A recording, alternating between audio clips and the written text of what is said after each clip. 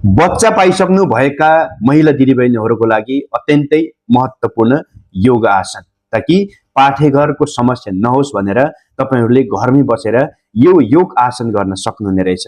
आउनुहोस् एकैछिन उहाँको भिडियोलाई हेरौँ है त। महिलाहरूले केटाकेटी पाइसकेपछि पाठेघरको समस्या हुन्छ, पाठेघर तल खस्किने डर हुन्छ। पाठेघरलाई तल खस्किन नदिनको लागि महिलाले खाली पेटमा जहिले पनि उत्तरी आसन गरौँ। जति सक्नुहुन्छ 150, 200, 300 जति सक्नुहुन्छ उत्तरी आसन गर्यो भने पाठेघरको शोधन हुन्छ। अनि सक्नुहुन्छ भने ट्याक्क भइबस्नुहोस्। 1 2 3। अनि यो बुढी बढेछ भने यसैमा चक्की आसन गर्नुहोस्।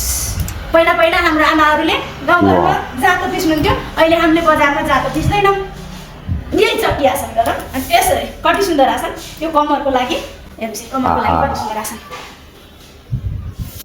यो भिडियोलाई जति सक्दो सेयर गरेर सबै दिदीबहिनीहरू माझमा पुर्याउनु होला। अनि यस्तै भिडियो हेर्नको लागि मलाई फलो पनि गर्नुहोस् है त।